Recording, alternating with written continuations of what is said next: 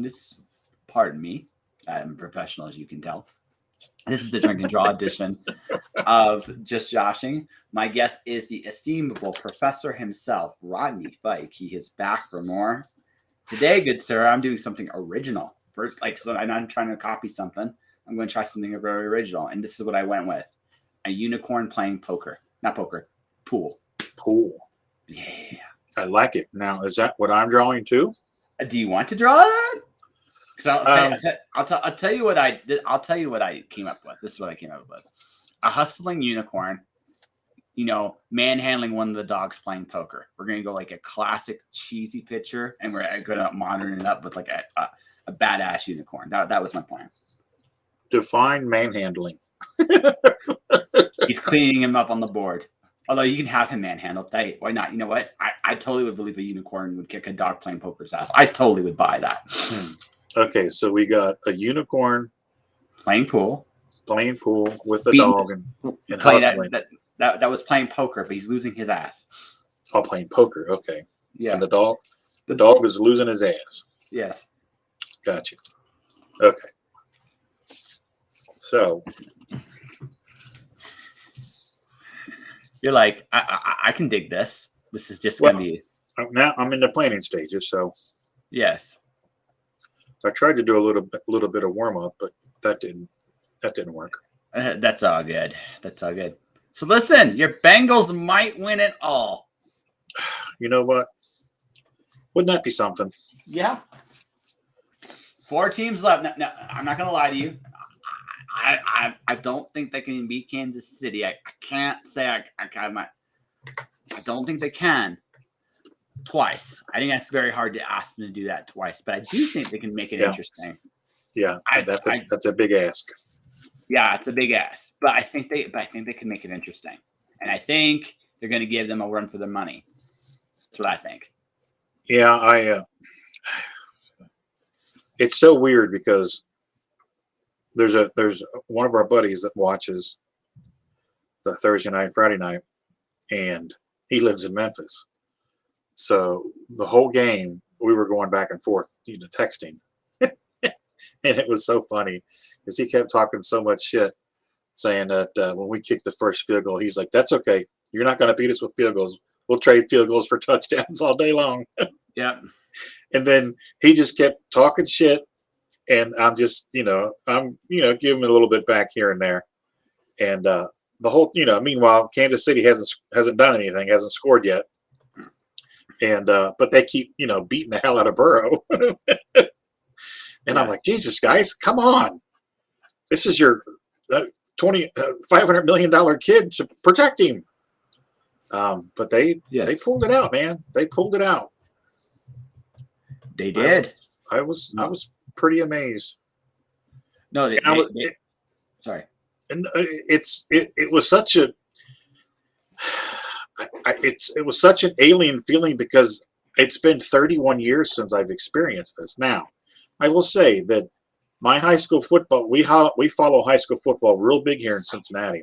Yes. And in 31 years, my high school football team has played for 2 state championships. They won 1, and they've been in the Final Four probably 15, 17, 18 times. So we get our football fix in high school football. And I kind of, just gave up on the Bengals, and that's why I kind of adopted the Patriots, because I love Tom Brady, and he went to Michigan, and I'm a big Michigan fan. So that was kind of my team, and I just really never watched the Bengals for forever. But when they drafted Burrow, things changed. And I don't know if it's Mike Brown's granddaughter and daughter are kind of running the show now. And it looks like they really are running the show. Mm-hmm.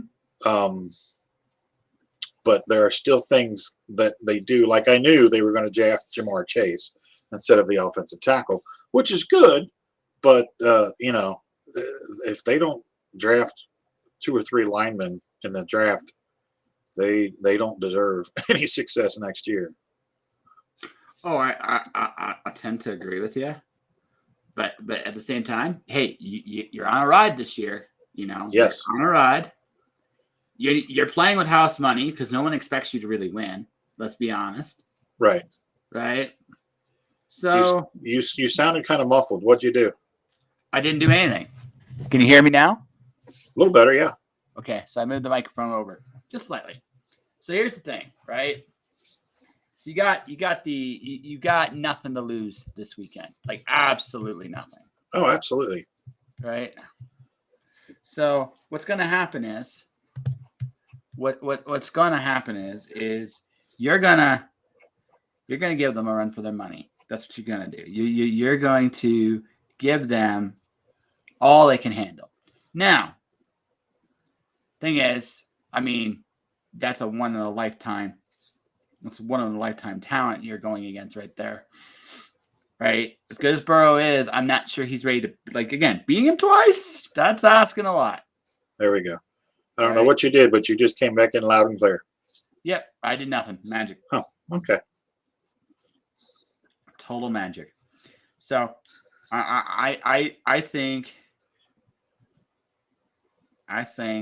like I said, the game favors Kansas City this weekend. However, again, you have nothing to lose. So yeah, and I think the big the linchpin in this whole deal is Andy Reid. Mm-hmm.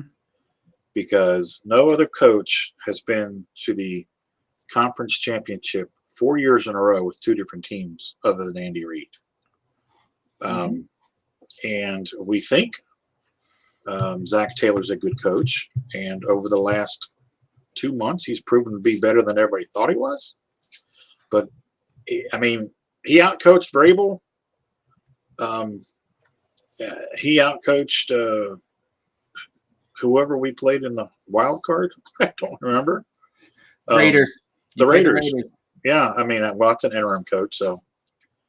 But, I mean, you know, he's just a kid. He's only, 38 years old? Yeah. So. That's a kid. I love it. Yeah. Wish I was still a kid. But come on, Rodney. You're not a day over 12. I got that right. Just ask Tina. Yeah.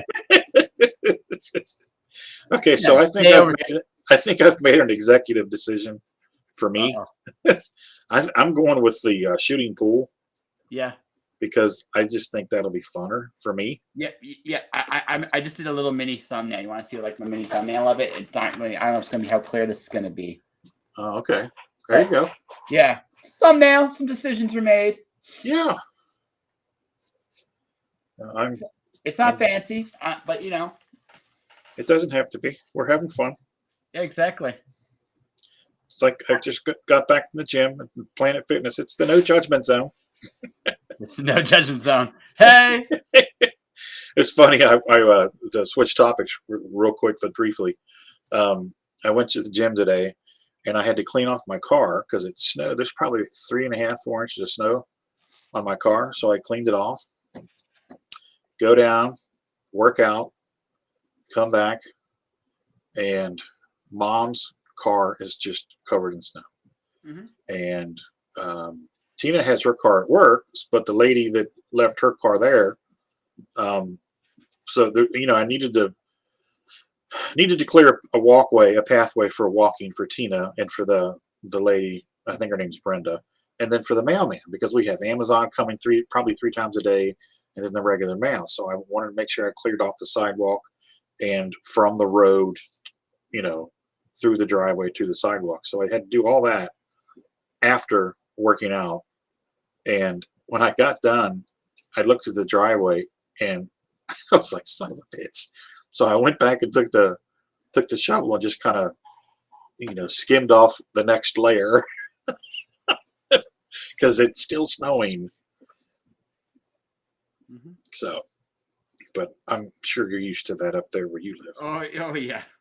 It's like you go covered in snow. I'm sorry. Hold my beer, huh? Yeah, pretty much. Okay. We can talk about that if we want. I mean, I live in an area where regularly -40 can happen. So, you know. No, thanks. Yeah. So when I'm looking at, so when I look at someone going to me, it's like, hey, you might want to think about, like, you say snow sucks. It's like, I agree. But at the same time, right? At the same time, it's one of those things where it's just like, I used to work so when I used to do a day job, and like I said, I'm getting there. I'm trying to get myself some more video stuff, and I'm trying to get myself some more things to do. I'm doing 2 shows. Yeah, My, hang on. I'm doing for the Yeah. company. Oh, that's okay. When you're finished. Okay, all right. I'll let you know. Sorry about that. Go ahead. No worries. She's the boss. You like I said, you're just the pretty one. I get it. That's right. That's right. Don't tell anybody. I won't. Your secret's safe with me and everybody here. Your secret's safe.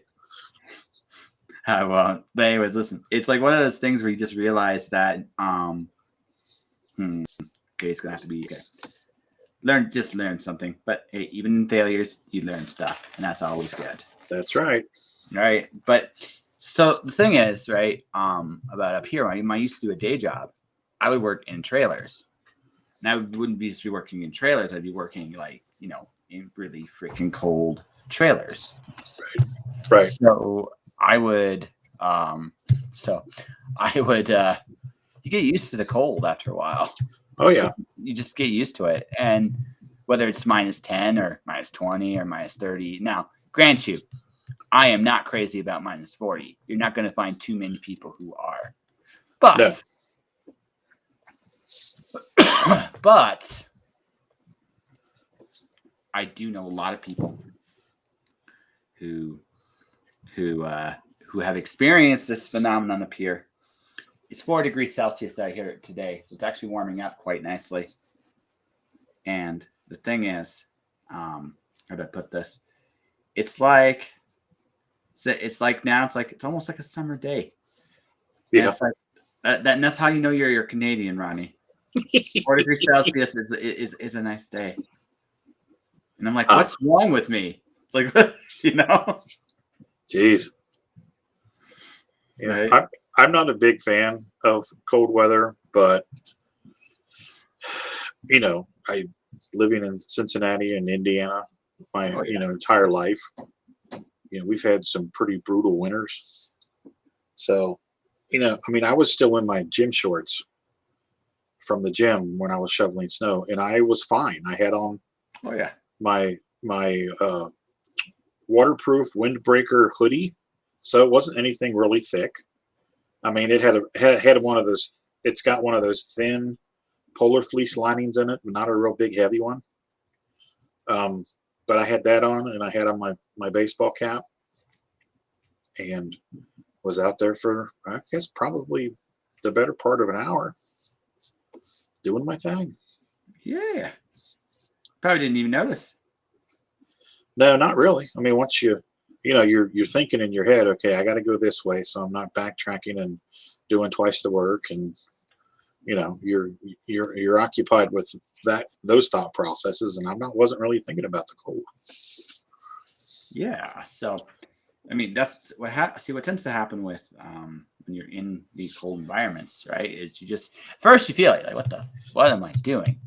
Like, what kind of crazy drugs am I on? Why aren't they working? Right? But after a while, you kind of adjust, right? You just adjust to the weather. Exactly. Right? And once you start adjusting to the weather, it's not so bad.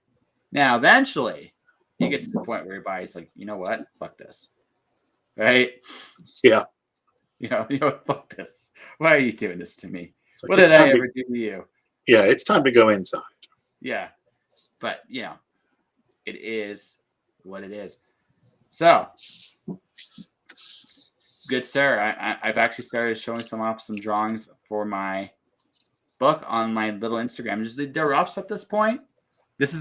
I learned a very valuable lesson. Drawing for people and stuff. Yeah. That's a living. Like, and that's a process and stuff. It's going to take me a while to really like get that process nailed down. Oh yeah. Yeah. So this drawing book stuff is harder than it looks. Yeah, it's not easy. Yeah. People, Right. that's what people, when people, I listen to kids, teenagers and young adults bang on comic book artists, and I was guilty of it when I was in my teens and 20s. When a guy can come on a book for a month as a fill-in guy, and you're like, God, this guy sucks. And then you go back and you look at the stuff, 20 years later, you're like, wow, that's pretty competent, stuff here. He didn't have the style and the flair of, George Perez or John Byrne, but he's a pretty solid guy. People have no idea all the decisions that are required when you're doing a 22-page book every month. Every page, you're creating the flow, the atmosphere, the pacing, the lighting. You've got to deal with perspective, everything, and it's a lot of work. They don't get compensated near what they should. Mm-hmm. But it's not. I can see my stories in my head, very vividly. But when I go to transfer what's in my head to paper, well, there's new cuss words are made up every time I do that. It's like Okay, so there's my walkthrough. Yeah, looks like you got a unicorn, and he looks good. My unicorn is actually a female unicorn. She's just a card. She's the ultimate like card shark. She just owns. And she's got shades too. I'm giving her shades. It's hustler.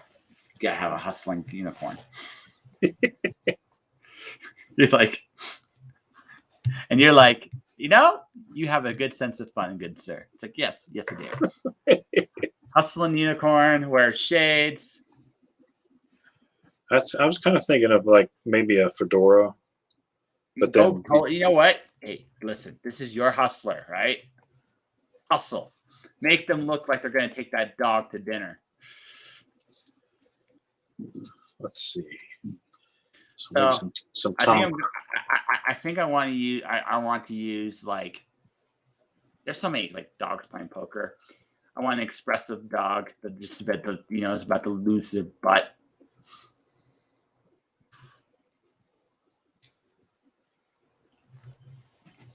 Actually, I know a cigar smoking fox. Just please don't, please. I got kids. Don't take my money.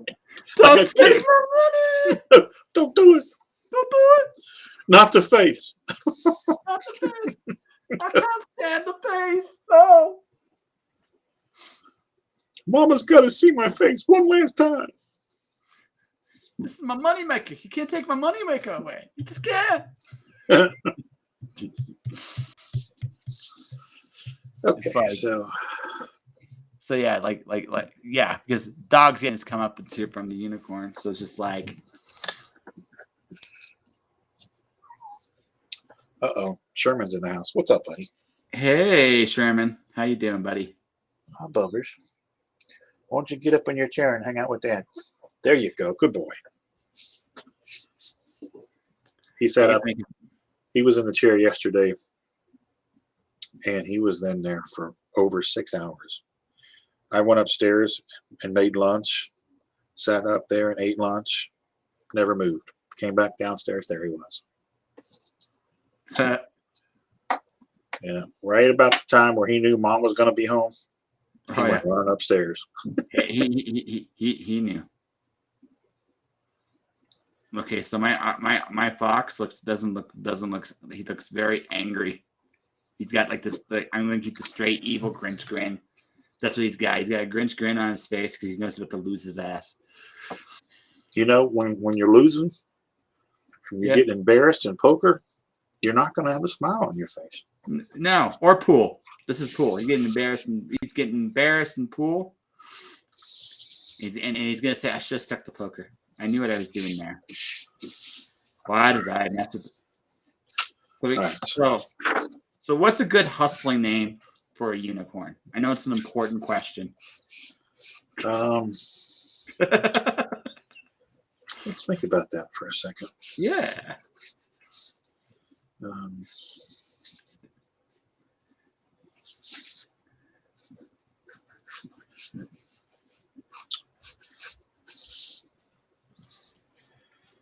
How are we going to do this? You owe me. Damn.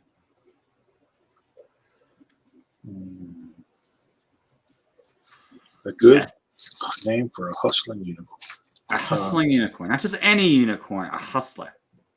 So he's got to be good. Yeah, or it could be a she too. We can make it a she. Let's see if I can work in the word magic. Yeah. Magica DeVille. Not too bad.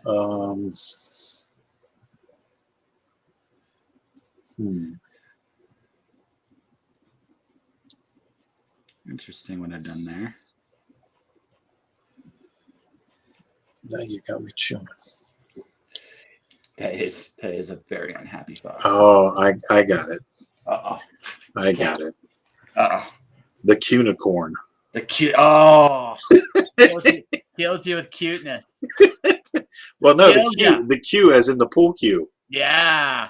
Cunicorn. The cute. Yes. Oh, jeez. And yes, folks, I am drawing, like, again, and from my end, ladies and gentlemen, I'm not going to promise that this is going to be magically great or anything like that. I'm just having fun. And yeah. Right? We're not creating masterpieces here. It's more something for us to do with our hands. Yeah, and also for me to try something completely brand new that we won't get put in jail for. Yeah, because sometimes you gotta take chances. That's right. Life is a series of chances. Life is nothing but taking a leap of faith, man. That's right. One thing I've learned in this life is there is no stability, there is no rules, and everything can change tomorrow. Oh yeah,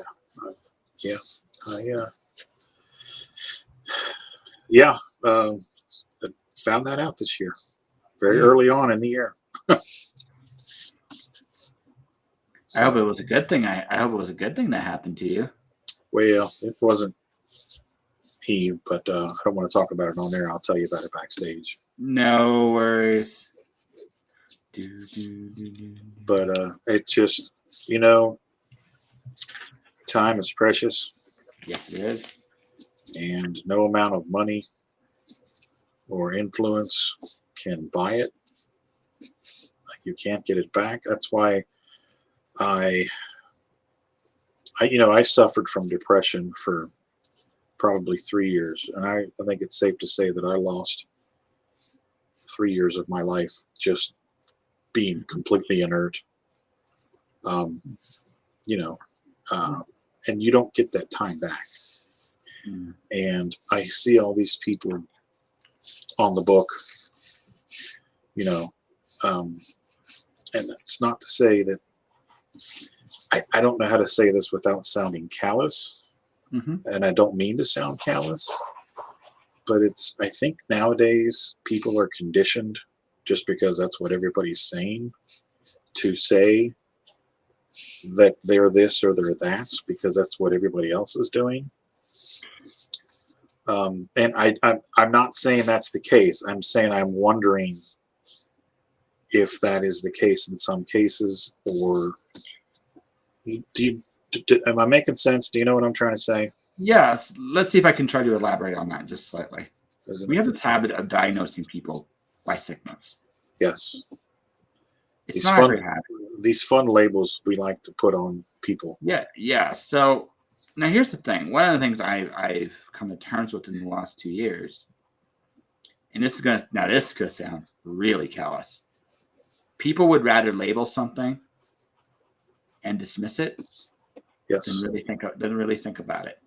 Yes. Because they took the time to actually really think about it, they would realize that for by and large, most of the labels we have don't work, don't matter, are irrelevant. Right. So,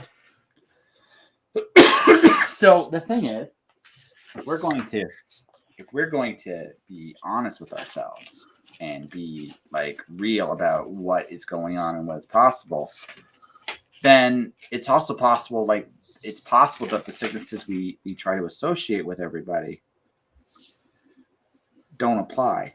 They're not relevant at all.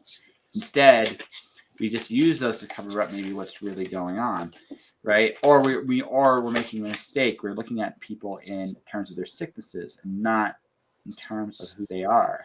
Well, we're looking at people in terms of the labels that have been assigned to them by, the pharmaceutical industry or whoever, and people don't realize how they really put a lot of weight into labels that they're assigned by whoever. Well, yeah. And because I grew up poor. I grew up in a single family household. Well, it was single. Any male figures that I ever had in my life, stepfather, whatever, were abusive, alcoholic, drug addict, whatever. And when I blew out my back at work, they kept saying that I needed to go, apply for disability, which I didn't want to do because I was only 38 years old at the time. So I went. I was, just did what everybody told me to do, go through the processes, blah, blah, blah. You'll get denied the first time, and you got to do it the first time and go back a second time. So I went the first time, and I had to be interviewed by a psychologist.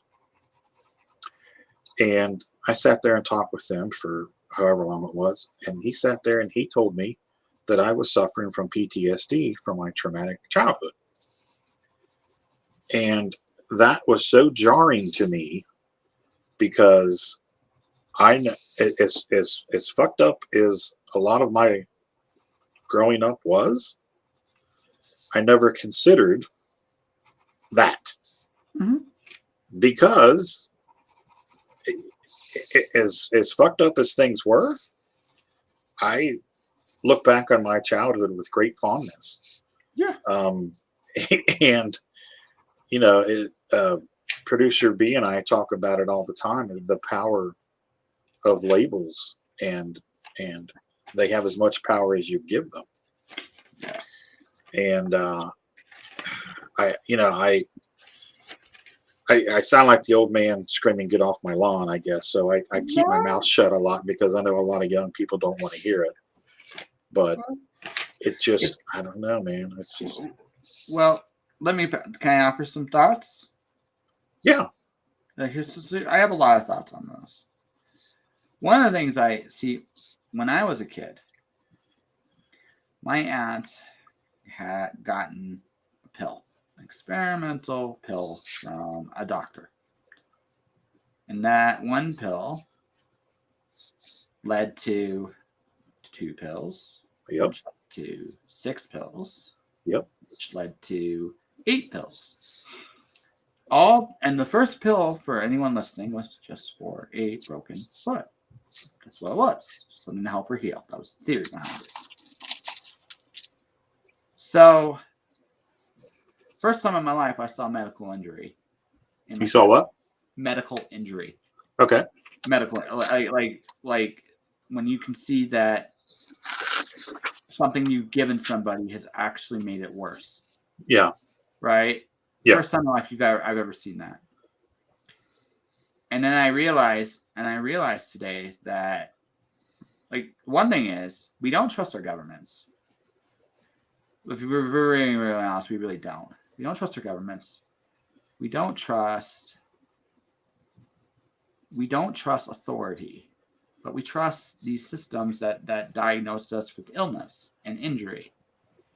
And problem is, it's really easy to become a permanent customer for these very things. I'm not going to say everything is invalid, because I'm not going to say it. because again, everybody's on a case-by-case basis is different. Right.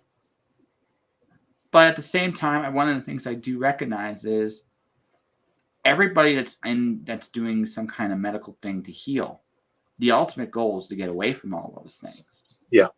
And when you label yourself a certain way at a certain time, at a certain place, it's an excuse to stay exactly where you are. Yep. It can very easily be used that way. Now, again, I'm not saying that's everybody. No. But it is a much more common thing than people realize. Yes. So, and it can happen. So when you hear a label, when you hear a doctor giving an opinion, I'm not saying that there shouldn't be some weight be listened to there, but it doesn't necessarily mean that that's always going to be the case, nor does it mean that they're necessarily right. They could be mistaken. Yeah, they're human beings too. They make mistakes, right? And also how you foresee how you see yourself is a big indication of how you're going to be in the world. That's just how it is. Yep. And the fact of the matter is, if you see yourself as someone sick or unwell or or diseased or whatever you want to call it, you've already put yourself kind of in a position where you're not going to get better. Right. Or at least you've stacked the deck to make that more difficult. And so when you hear a diagnosis, like I do interview a lot of people and I make conclusions about certain people on my show. Just thoughts, give them thoughts to think about. But I never say, oh, you're this way or you're that way or you're this way. And I always agree, like I might be on to something or on something, right? Because I could be wrong. I totally could be wrong. Right. Right. Right. So I'm careful with that because, again, words have power. Words have power. If you see yourself as unwell, unsick, and disabled and unable to change anything, you're not likely to change anything. It's not going to happen. It's not going to be given to you. If you see yourself, no matter what the situation is you're happy, you're healthy, and you're ready to rock and roll, I'm not saying like in a toxic positivity way, avoid what's going on in your life, but if you can find joy in it, you'll move on. Right. Does that make sense? Does that fit what you're saying? Yeah. No, it does. I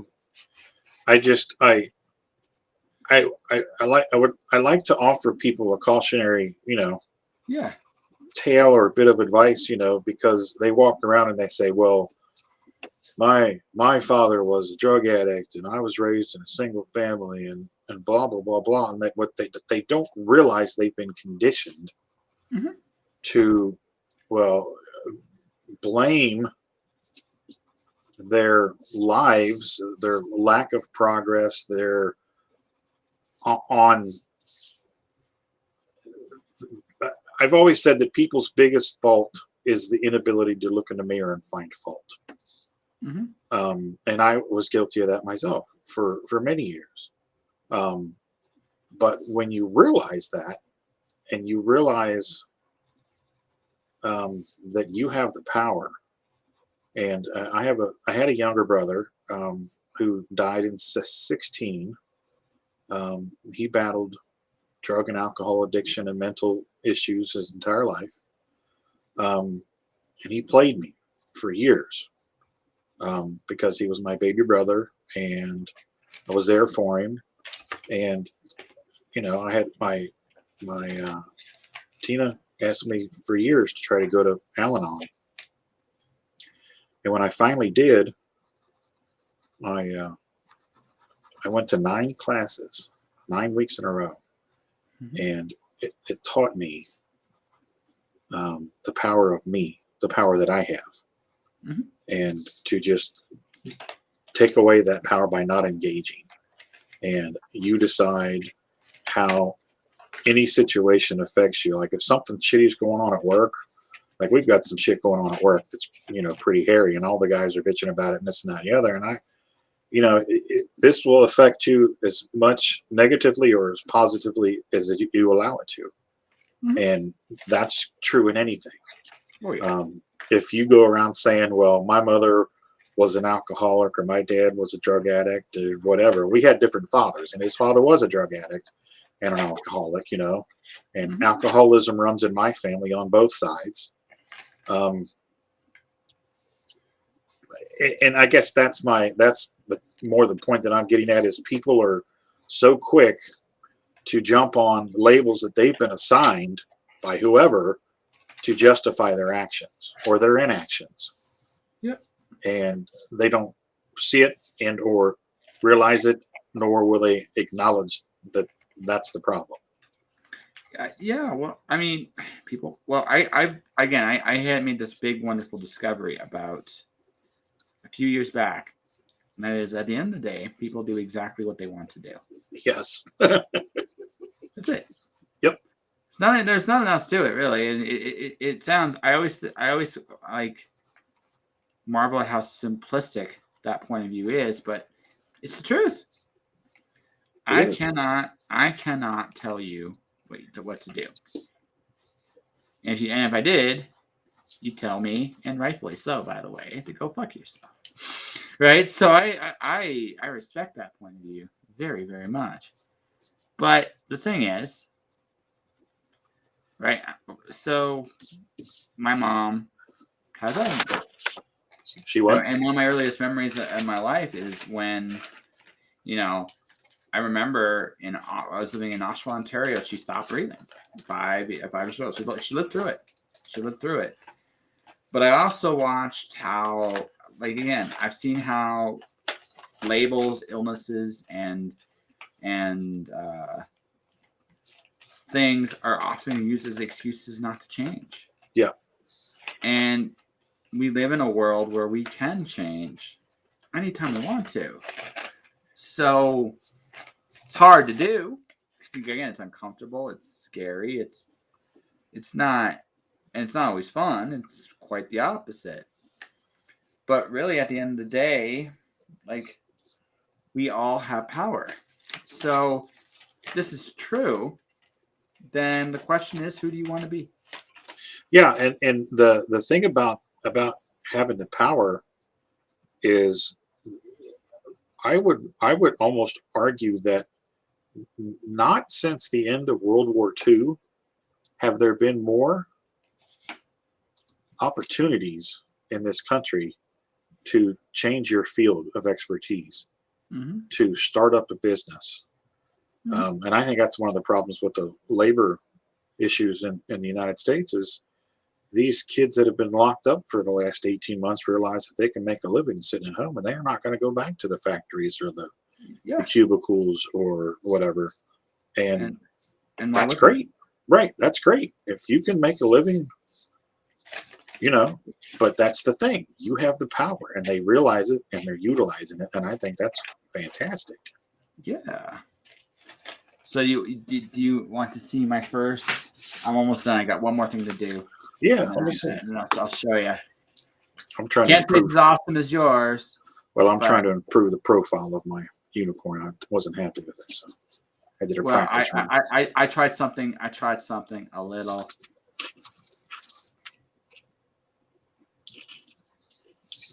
I have. I'm just finishing this last little bit here. Like I said, one of the things I've talked about in a few of my shows is that we've come to a point in history. Here, what do you think of my? Oh, there you go. I love it. Yeah, pay up. That's awesome. I love it. Yes. Well done. Yeah. My first try at a funky unicorn, and as you see, that fox ain't happy. Wants to murder that unicorn, and maybe that's right. That's right. You took my monies. That's right. I love it. You don't mess with magic. You don't mess with the magic. Don't mess with the Cincinnati Cunicorn. That's right. Q-corn. That's right. That is like right. the Cincinnati Kid, the Cincinnati Q-corn. That's right. No, good sir. I figured you'd enjoy something like as silly as this. Oh yeah. It's like, this sounds fun. Wait till you see. Speaking of silly, the script for issue 3 of Pitter Patter. Oh, nice. Oh my God, we have gone off the rails. It is so ornery and funny. Yes. There we go. No, it's funny. It's funny. I mean, it's that's the best part, right? You can go off the rails. Yeah. Right. I can't believe I drew a unicorn paint pool. Fox did that. I can't believe I did that. Ugh. Well, I've had practice because there's a guy at the Cincinnati Comic-Con every year. He comes up, and he's the nephew of the guy that owns it. Really nice guy. And he comes up every year, and he tries to stump me. And I don't know if I've told you about this guy, but No, you haven't. He come up to me, and he said, okay, I got one for you. He says, remember that scene in Titanic where she was laying on the couch, and they were he was drawing her? I said, yeah. He said, I want you to do the same thing with the hand, with the piece of charcoal and all that. He said, but instead of drawing her, I want it to be Mrs. Butterworth. Can you do that? Oh my God. That's awesome. He said, can you do that? And I was like, hold my beer. Hold my beer. Wait, what? It was hilarious. And you're like, dude, I was born for this. Yeah, and I've done, he had me do Thor fighting, I can't remember who it was. It was somebody silly on the Cubert's Pyramid. Okay. The game Cubert. Yes. Yeah, just all kinds of just goofy stuff. But you seem like a gentleman that would be down for that. Oh, I am. Every year I'm like, here comes Ray. Let's see what he's got for us this year. And he's got this shit-eating grin on his face, and he's like, okay, I think I got you this year. And every year I surprise him, and he loves it. It's become tradition almost. Well, it's like, can I do it? Can I be original? Now I'm just enjoying you drawing. And yes, like I said, folks, like I said, Rodney is the professor. I am still a long way to go. However, and this is I'm going to be doing this also later on tonight. I'm going to try to get me into a drink and draw. Well, the draw and bid with Mom Park. I might try finally draw me some Boba Fett. Ooh, there you go. That's right. Or do you know what I could do? This would be funny. Have like an army of penguins shooting at Boba Fett. Because why not? Why the hell not? So did you see this latest installment of Book of Boba Fett? I have not. Oh, it is worth the price of admission. I will go check it out. Star Wars seems to be doing better on the TV stuff than they ever did in the last few movies. I'm not quite sure why exactly, but because the last 3 movies have sucked. No. Oh. I didn't think the Force Awakens was terrible. It was a soft reboot. Yeah. It's like, where do they go from here? And I want to like Last Jedi. I'm really close to liking it. There's some decisions I think that were really fun. Some other stuff that was really terrible. And then the last movie, you can't watch that first hour. Like I don't know what they were thinking. I don't think they know what they were thinking. Yeah, it's like this is, and you blanks like, I can't do that kind of mental gymnastics. It's horrible. I want something straightforward.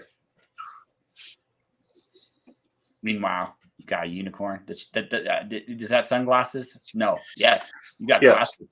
Yes, and I'm trying to put the dog over here with his hands on his head, like, don't make the shot. Don't make the shot. Yeah. I got a family, man. They're gonna beat me because I'm not gonna be able to pay back the money. What am I gonna do? Face, not the face. Anything but the face. Oh my god. So what are your official predictions for this weekend, for Sunday? I say Cincinnati loses a tight one at the very end. Okay. I'm sorry. I really want you to win because I want Rodney. You'll get another trophy, won't you? I better. Yeah. Better. Yeah. Jeffrey Michael said he would. Yeah. So if you win this weekend, you get another trophy. But on that note, I honestly think Cincinnati's a year away, from being a great team. Need some things, but kudos to you guys getting this far. San Francisco and LA is a harder one to pick. But if I had to be honest, I think it would be San Fran. They're 6-0 against him since yeah. Okay, let me tell you. Tina and I have been doing the Yahoo pick'ems against each other all year long. And she's been beating me. And she picks she'll pick all the home teams one week. And she'll have Sherman help her pick teams. Just no rhyme or reason. And the overall season, she's beating me.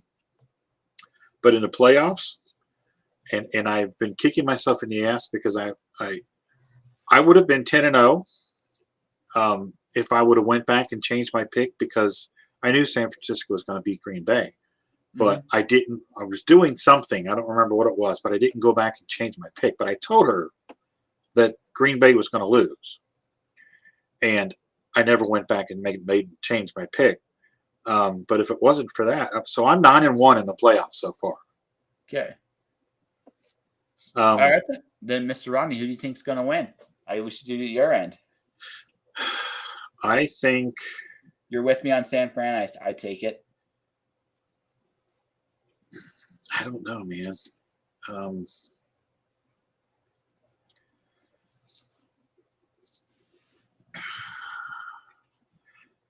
My gut says that LA is going to win.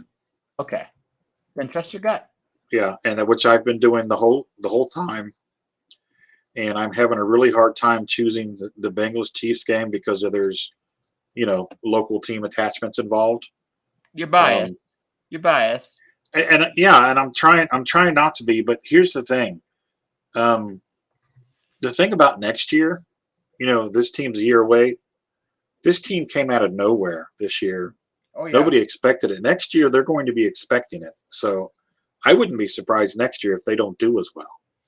It's possible. It's totally possible. In terms of the talent, that you can see it. They have the talent. Yeah. Right? And here's the thing. They're in one of the tougher divisions in the football. And the fact that they did as well as they did, I don't see them, even if they don't do quite as well, I don't see them falling off a cliff either. Right. You know what I mean?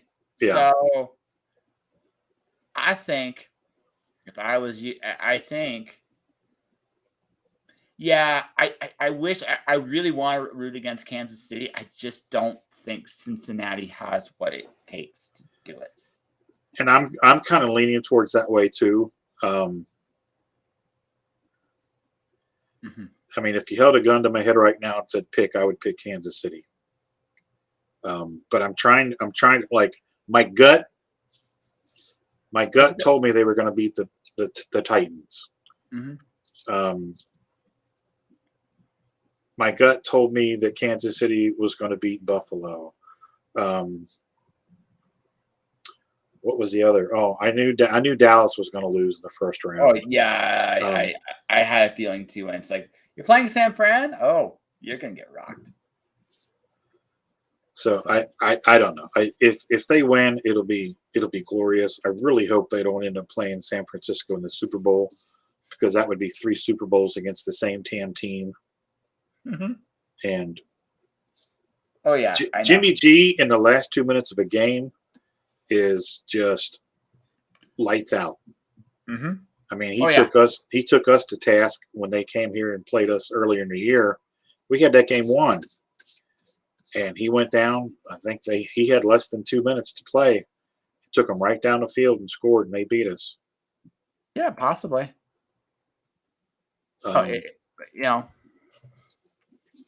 No, how's that? He's like, no. It would be awesome. Like, oh, imagine your dog. Your dog is like, please don't. I'm losing everything.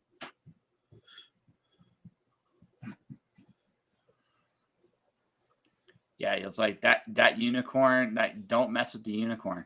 Just don't mess with the unicorn, ladies and gentlemen. So you can tell I've warmed up because he looks a lot better than him. Yeah, so I might have to go back and work on him.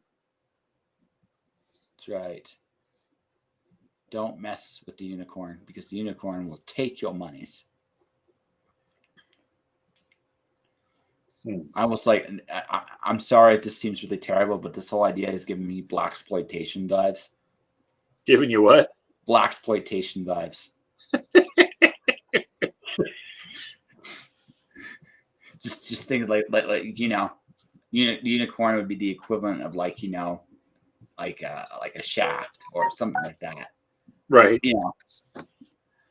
Yeah, and just kicking butt. So that'd be like a kung fu unicorn, though. He'd have to have like terrible kung fu in there. Put a gi on him. Yeah, that's right. Because of that,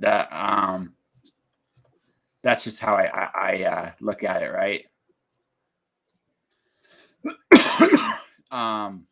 It is what it is. It is what it is, and like wow. Yeah, but like I don't want to miss that unicorn. Like I'm looking at that unicorn. It's like no, I could tell she'd take my money. She'd just take it, all of it. Wouldn't think twice. Wouldn't blink. Just take my money. I'm not even gonna watch. I'm just gonna go over to the bar and have a drink. That's right. It's like this dog's like, what were you doing, dog? Why did you think you were the one? Because there's no way you're going to be the one, right? No way. Unicorn power, ladies and gentlemen. Unicorn power. But yes, but mostly I'm thinking Shaft because I kind of want her kicking his butt to like Shaft's theme music because that would be just that would just be epic. There you go. Yeah, instead of going Shaft, you go Q, right? You're killing me, Q. You're killing me. That's right. And you just, like again, just have the same like that same like track in the background, just every time she shoots a shot. Q, Q, Q, yeah. Can you dig it? I knew that you could. That's right. There we go. What and yes, folks, I realize I've gone somewhere I don't know I can come back from. It's true. He's gone off the rails. But that's the best part. I think you can do like that's the best thing about being creative is you can go off the rails. And and do something different. It's fun. It's fun to challenge yourself. Yeah, and come up with something even if it's brand new. Like I'm just playing with color, right? And year 2, I think I'm in an okay place with my artistic talents. And you are just like, but you got an epic story going on there. Like you get it's epic, sir. The struggle is real. That's right. The struggle is very real. At some point, good sir, when I'm in a slightly better position, we got it.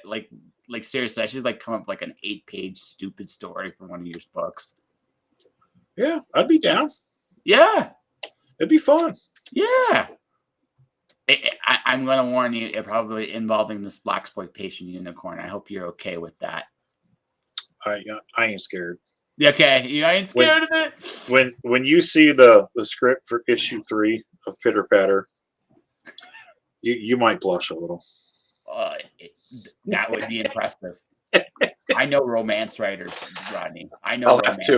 I'll have to read you some of it when we get backstage. It's I can't wait to get started on it. It's just gonna be so much fun. You discovered a hidden treasure, didn't you? Oh yeah. It's awesome though. We have gone blue. We have gone. Not necessarily blue, just more ornery. Mm-hmm. Definitely more adult. Not vulgar, but just funny. Mm-hmm. Well, that's okay. No, that's the best thing. Like, you're true to yourself. I had this interview with John Chihak, right? Soltero. I think I got it right. Soltero. Anyway, we were talking about it. It's like sometimes you got to come up with the stories that are right for you. You, my friend, are a little silly. Just a little. That's why I like you so much. But you are a little silly. Yeah, I'm a lot silly. Yeah. So your stories should be a little /what silly, because that's who you are, and there's nothing wrong with that. No. You know, one of my all-time favorite comics one of my all-time favorite television shows is Drunken History. Drunken History. I don't know that I've ever seen. So here's how it works. So two people drink and tell a historical story, and then they have two actors like come on later on and play it out. Did you ever see an Ant-Man where what he's talking in all these different voices in his voice? Yeah. Of all these different characters. Imagine that as a whole episode talking about famous moments in history. Okay. With drunk people. I got that. Yeah. I've lived those episodes in real life. Oh, we all have. That's why it's so good, right? Yeah. Right? Because deep down on the inside, good sir, that anyone that tries, anyone that tries to tell a story drunk, it goes off in its own weird little places. You see these actors and actresses trying to keep a straight face sometimes. It's like, this is the stupidest shit ever. It's hilarious. I'm going to have to look some of those up. Yes. That is a fun show. But the comic book equivalent is Axe Cop. Is what? Axe Cop. Imagine world-renowned artist telling a story as told by his 10-year-old brother. Axe Comic? No, Axe Cop. Axe Cop. EXECOP. Dark Horse does it. It is the silliest shit you'll ever read. Huh. I'm writing it down right here. Yeah, it's like Axe Cop. It's like, how stupid can this? Oh my God, this is gold. I cannot turn away. I must check it out. Yeah, just remember, 10-year-old narration, world-class artist. It is an amazing, right? It's a good combination. That's a great combination. Yeah, it's a great combination. So narration makes sense all the time? Nope. It's not supposed to. Nope. It's like one of those things that don't work. It's like, okay, so let's see. A movie that I never thought would work in a million years, but does, is Crank. Where he's doing everything he can to stay awake. It's the dumbest thing ever. Like, literally, your brain just shuts off with everything he does. It's like, this shouldn't work. It's dumb. But here we are. And I'm laughing my ass off the whole time. Jason Statham playing a character that's got like this chronic illness that if his heart stops, like he has to keep moving and be active or he dies. That's just literally how this goes. Yeah. He's doing every stupid thing under the sun to stay awake, keep going, right? Doesn't give a fuck. He's just doing what he can to stay alive. That was actually a good movie. I remember. Yeah. All the guys went and saw that movie. It was fun. Yeah, no, but it's one of the dumbest concepts ever. It's dumb. Oh yeah, absolutely. It's dumb. But it works because it doesn't try to be anything. It doesn't try to be anything but what it is. Right? Mindless entertainment for 2 hours. And it's good. Right? For what it is, it's good. It doesn't try to be anything fancy. You know, after a while, you start thinking, it's like, dude, it's like, just like, what are you going to do next? All right, I just added a little to the story. Uh-oh. What'd you add?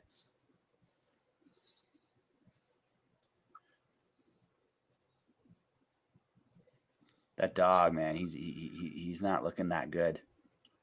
I added a little puddle underneath him. Well, in all fairness, I think considering he's about to lose his ass, can't blame him that he's losing everything else too. Yeah. As we are watching Mr. Rodney kick some serious butt here. There we go. Yes. Still got to work on that head. Not crazy about that unicorn head.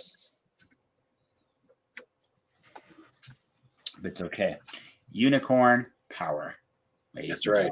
Unicorn power. They have the power. They do. Did you see? As this poor little dog found out. Don't mess with the corn. Don't mess with the corn. They'll take you. They'll take you for a ride. They'll shuck you every time. Yeah. Now I got another old like kid show in my brain right now. Thank you. Did you ever see the game show Where in the World is Carmen San Diego? Yes.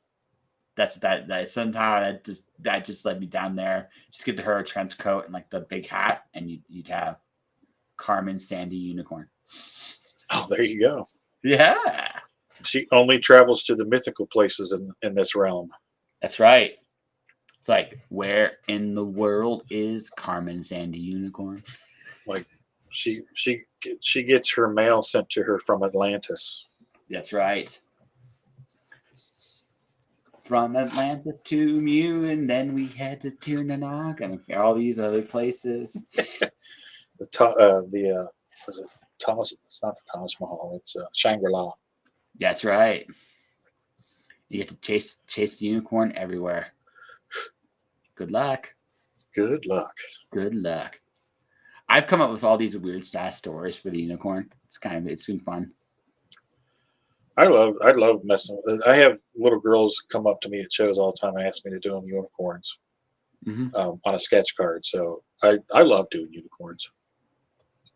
They're cute. They are. They're cute. They're cuddly. They're lovable.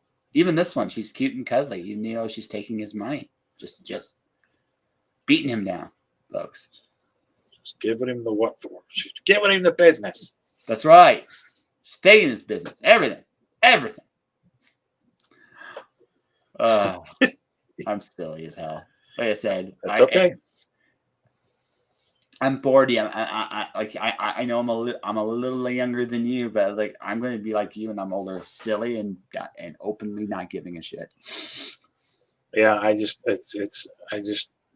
don't give a shit anymore. It's just like, you know what? I'm pretty comfortable with, who I am and where I'm at. I know I'm never going to work for Marvel or DC, and I don't care. I do what I do. There are 1,000, 100,000 million other better artists out there than me. I can do what I can do, and I'm okay with it. I could walk away from art for 10 years and probably be okay with it because I've done it my whole life. I don't know. It's just like, it's nice to be comfortable. That's not to say I'm content, but I don't worry about stupid things anymore. I just have fun. Like, I could have been like, oh, well, God, I don't know if I could draw this, but it's better to just sit there and figure it out while we're talking and having a good conversation and letting people, because kids need to see you struggling, trying to figure it out. Better artists would have just nailed this, quicker or different perspective or whatever. But I am what I am. You are what you are, and we're not scared. We're not scared. No. We just hop on and be us and have fun, and we enjoy each other's company, and that's all that matters. Nothing else matters, man. No, man. Listen, we got a story. Like I said, folks, just so you know, I kind of did mine a little simpler. There's my unicorn, just taking that fox to school. My fox is not looking very happy. He's a little green. I like your fox. I like the fox. Yeah. That's not. I don't like the unicorn, but I like the fox. I said that's not to say that I don't like the unicorn. Well, I actually think the fox is a little bit better designed at this moment in time, but that's not too bad. I can live with what I did today as far as that goes. Like I learned something. There you go. I learned something, And the next time I do it, maybe make the unicorn a little bit more sophisticated, right? Sophisticated. Sophisticated is the word. I'm good with words. I do those too. Don't tell anybody. Make it all fancy. I am not. I'm trying to get. That's my job. I'm a fancy wordsmith, son of a bitch or something. I take myself very seriously, as you can tell. Yeah, me too. Yeah. Now, man, I've been making shows. Like I said, I'm trying to get myself a couple more clients that way because once I get that as a regular deal, I'm like, I get 1 or 2 more shows going. I'm good. That's awesome, man. I'm so happy for you. Yeah. Almost there. Halfway. I'm halfway to my goal. Gotta get 1 or 2 more. Good. But yeah, halfway to my goal. I'm doing a massage therapy show on top of the immigration show. The immigration show is actually slowly taking off. Yeah. Yeah. Now, what's the massage show? So basically, I have a friend of mine. She's a massage therapist. Yeah. So she's going to be teaching people how to do various massage techniques. Sometimes it's simple stuff like setting up a drape in a mold. Her audience is going to be for particularly massage therapy students, but also like down the road, we're going to talk about very different modules. She uses everything from massage therapy to Reiki healing to craniosacral therapy and everything in the middle. So what we're doing is establishing her right now as a teacher / expert. That's what we're kind of building right now. Right. So we're putting the show together. We got we got a section we got to film next month for her previous 2 episodes. And we got some decisions to make. And I'll be working on that next week about some of the stuff for show, like the music, for example. Okay. Music we're going to use for the show, effects we're going to use for the show. Nothing big, but just some basic ideas. But yeah, it's an education show. It's going to be a 10-minute show. She comes in, does a topic, shows an example of how it's all done. And I'll be probably filming that once a month. Nice. Right? Yeah, it's a once a month film project. I'm not in front of the camera at all. I'm actually just behind it. And basically I'm there to help her. So the thing is, one of the things is she's not as comfortable in front of the camera as I am. Right. So it's been kind of fun teaching her, coaching her up. So I never thought I'd be a director, but that's what I'm doing. Right. Right. And so I'm doing that. I'm doing the immigration show, right? Which I'm in front of the camera and I'm doing a lot of the video editing as well. That's awesome. Keeping busy.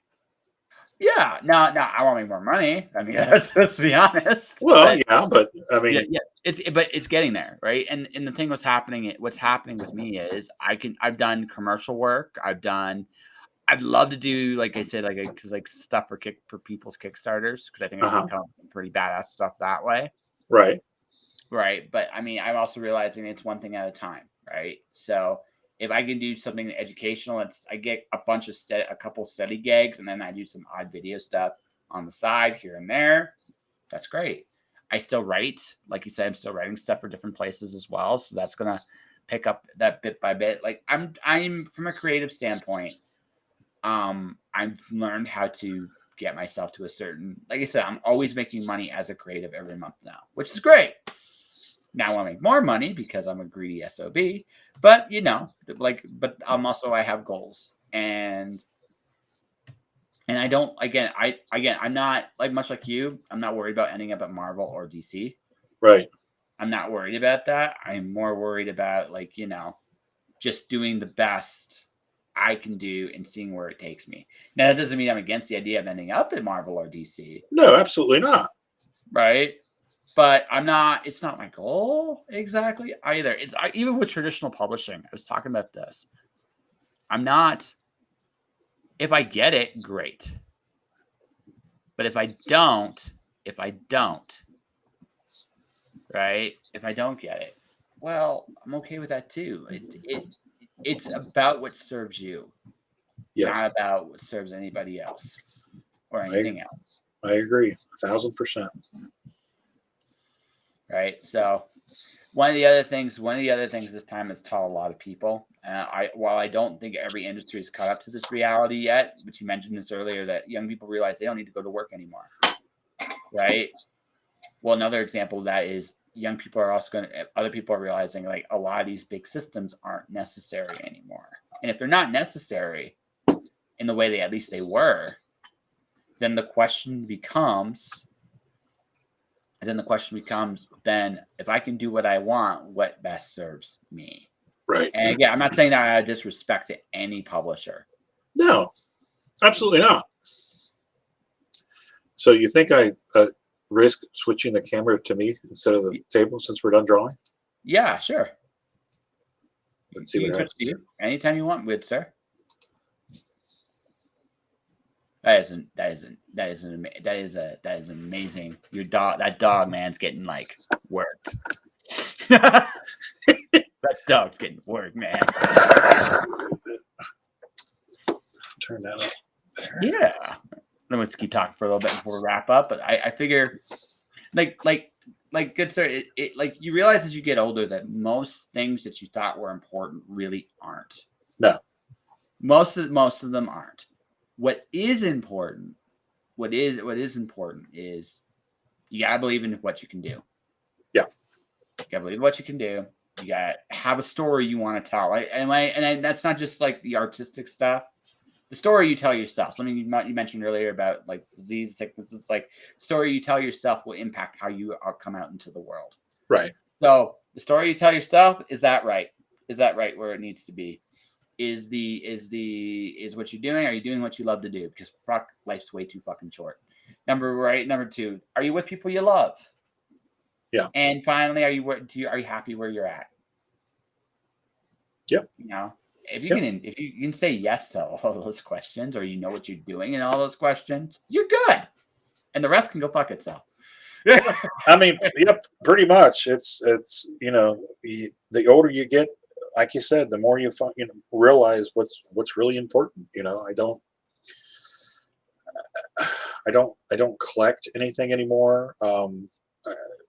Not for lack of money or anything like that. That's not the issue. It's not me anymore. I don't care. I respect and love people that still do, but I just don't anymore. Yeah. And I'm comfortable. I remember, God, in my mid-20s having a conversation once with my sister saying that, and I went through a period where I wasn't into Star Wars or anything anymore because I was doing other things. And I said, I don't want to lose interest in the things that I grew up loving. And she said, well, you can't help that. It's part of the maturation process. And who's to say you won't circle back around to it, which is exactly what happened. And, you go through these cycles. And I mean, that's kind of where I am with, material things. None of that happens. I had some, we'll talk about it backstage, but I had some stuff go on here in the last few weeks that really drove home. And I haven't really cared about material things for quite a while. But it really drove home that none of that shit matters. Mm-hmm. If you've got 4 walls and a roof over your head and you've got a place to lay your head, you've got food in the refrigerator, you've got a little bit of money, and you're surrounded by people that like you and you like them, that's all that fucking matters. Yeah, no, it's true. And sometimes even less than that matters too. Like honestly, it like we have to choose how we want to live and who we want to be. Right. We all gotta make those decisions. Some people will say to you, I want to be by myself. Yeah. Some people want to be surrounded by people all the time. Some people and there's no wrong answer. We all have different needs. We have different wants. Right. But we gotta be real about that, like what those really are. And the truth of the matter is, for the vast majority of us, it's like 2 or 3 things. That's it. Yeah, and it's weird because Tina and I are so opposite. She's a homebody. And she's not a big fan of people. I love people, and I don't like being at home all the time. I like to go out. Mm-hmm. One of the things that I used to do is on a Saturday, I would just go fill up my tank of gas in my car, and I would buy a bottle of soda and get a beef jerky or a bag of chips or whatever, and just hit the road. Just pick a direction and drive. And that's how I would spend my Saturday. And then Sunday would roll around and I'd watch football or whatever. And I was by myself, and I was completely content with that. I can be solitude doesn't bother me. I mean, I'm in this studio basement by myself, from 8 o'clock in the morning until, I get it. Yeah. And I'm okay with that. Now, that's not to say that I wouldn't mind some company once or twice a week, or going to lunch with somebody or something like that, but we're opposites, but it works, and we're both comfortable with silence. We can drive in a car and not say anything to anybody, to each other, for 10 or 15 minutes. And when you're with somebody that you can share that with, you're doing all right. Yeah. Also, a little known thing, she's one of the sweetest dudes, not sweetest people I know, because she right before she messaged me about something. It's like, you'd be great at this, and I don't know. She might hate people, but I get the sense she really actually likes me. So I must have done something right. She does, and she loves to help people. She's a fixer, and so she's a sweetheart in that respect. She's always helping people, friends of ours. Sending you stuff. She sends links to people all the time. I know you've noticed how much stuff that she shares of other people's Kickstarters and projects and stuff like that. And that's just the way she is. Yeah. So I just think she just likes her space. I don't think she hates people, but she just likes her space. She likes her space. Yeah, like when she gets home from work, she goes into the bedroom and she closes the door and she needs her decompression time. I totally get that. I need that too. So yeah. And so that's right. Tina is officially awesome, and we say that because we're both a little afraid of her. Rodney may be a little more so than me. And hey, you're a smart man understands that. You have the safety of distance. That's right. You can't get me here. Not yet, anyway. Right.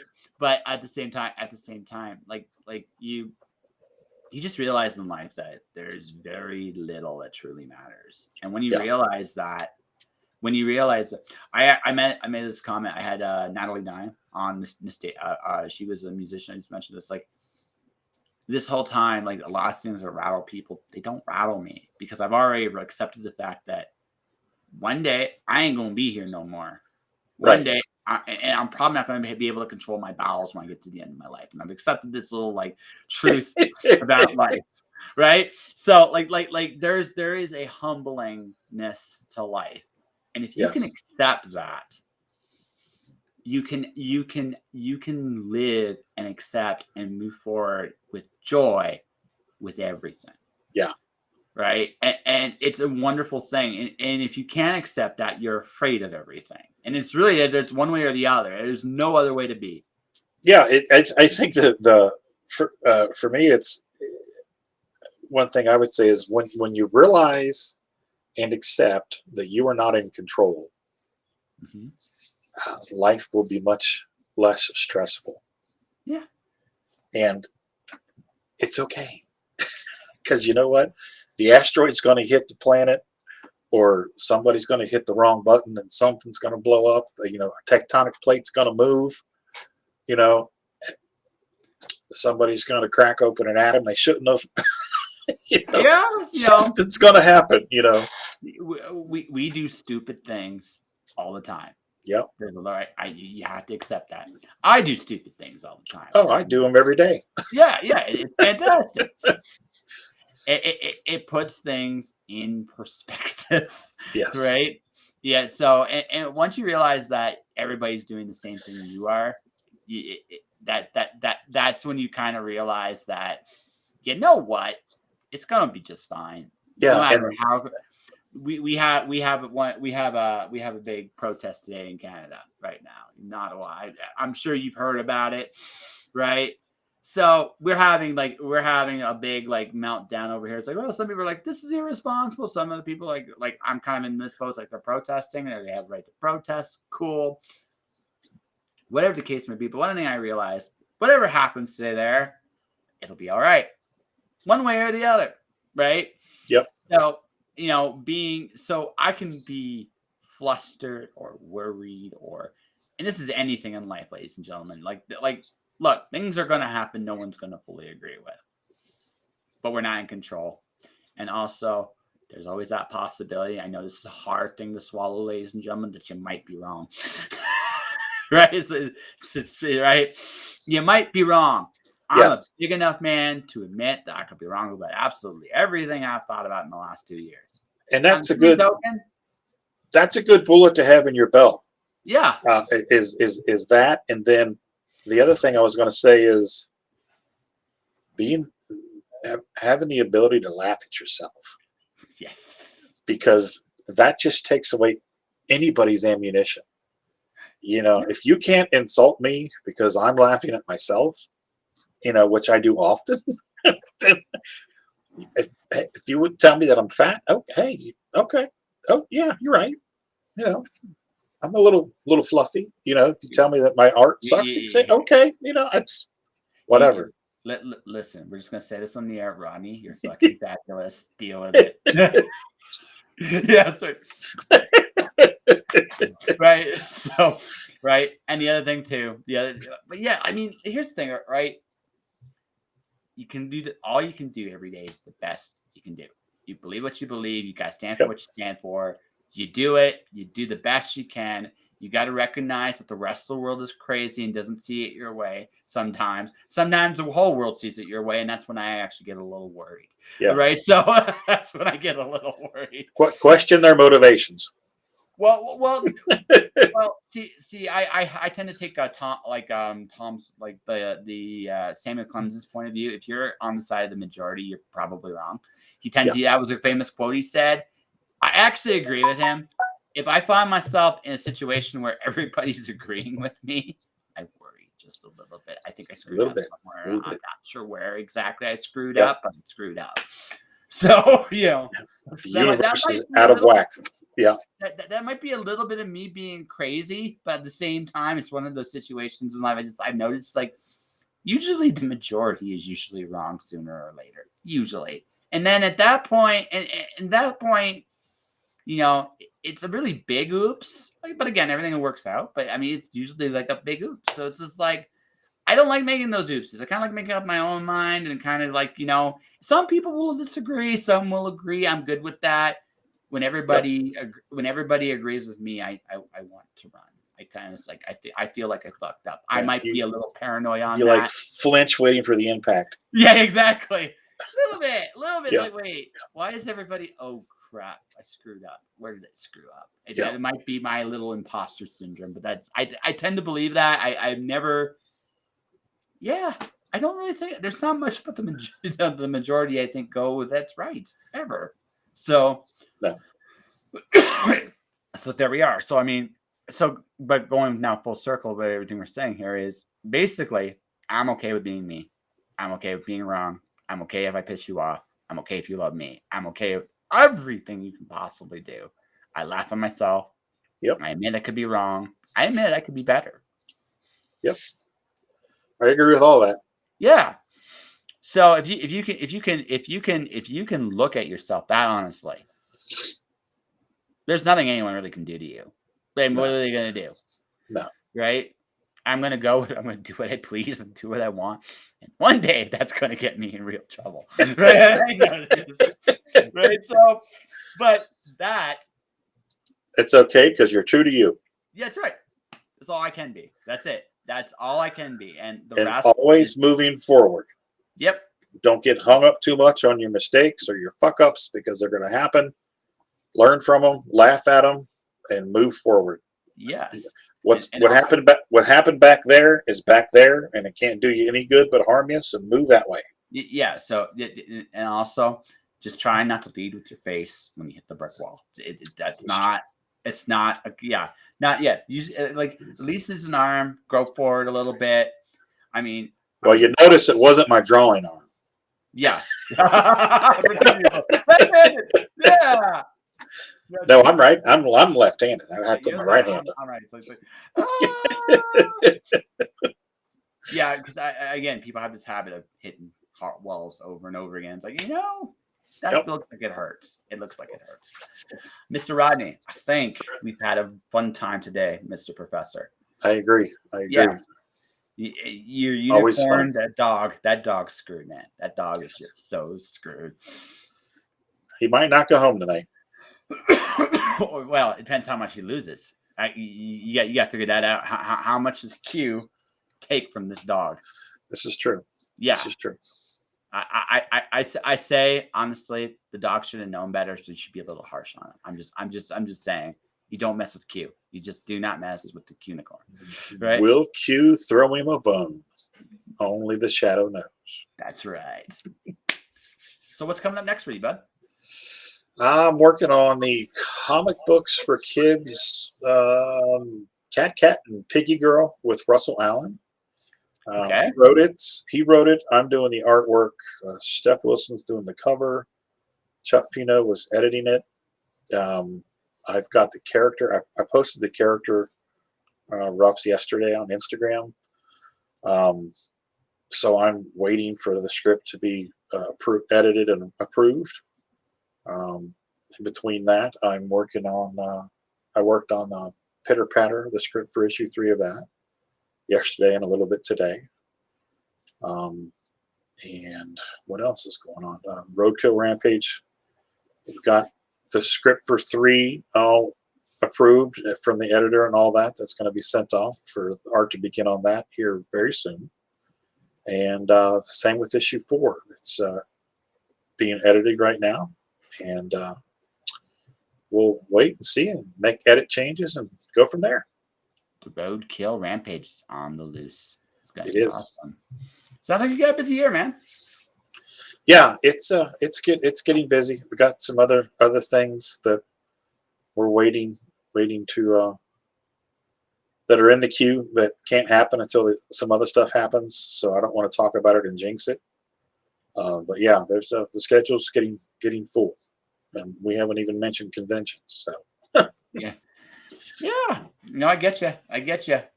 I'm like I said, I'm going to wait till the crazy subsides a little bit more before I think about going back to conventions. Yeah, we are too. We're only doing like a couple of local shows this year.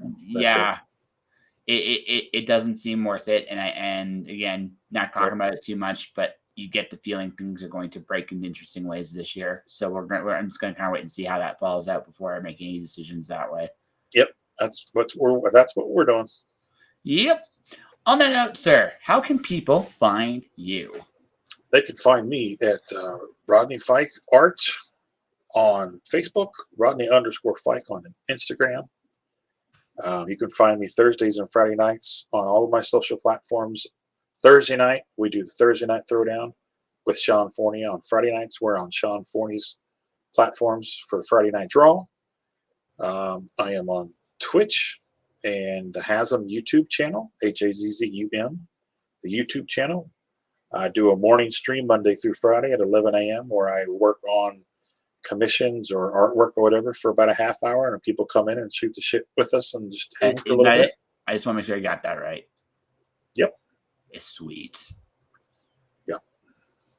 Yeah. There we go. So I'm all over the place. You are all over the place. And so am I, ladies and gentlemen. So real quick before we go, as I'm getting ready, because again, I'm a trained fucking professional. Just ask Rodney, right? I'm skilled in stuff. It's a fact. Oh, totally. It's true. Oh, it's true. Here is my latest release, ladies and gentlemen. Alice 1, Alice in Wonderland, Greek mythology mashed up together. Alice is Pandora. Alice chases the Queen of Hearts over the edge of the world and ends up in the Greek underworld, where to escape, she must play croquet against Jason of the Argonauts. Along the way, Alice and company encounter gods, monsters, and perhaps the most terrifying thing of all, themselves. Definitely available now. You can definitely pick it up at the link in the description below. Last thing I'm going to mention this month is I am sponsored by Mirror World Publishing, and it will be for another week. You can go check out their anthology, Far, Far Away. Put the code Joshing in. You can get a discount for the book Far, Far Away. 7 great stories, 7 great authors. Definitely check it out. It is awesome. And that will go there. Now, beyond that, folks, that will do it for today. I got one more drink and draw this week on Saturday night. I got the great Shawnee O coming back from more abuse too, because everybody seems to like to come on the show, which is fantastic. I must be doing something right, or I have like pictures. We'll talk about that after the But beyond all that, ladies and gentlemen, I hope you guys have a great afternoon and great day, and I will talk to you guys tomorrow.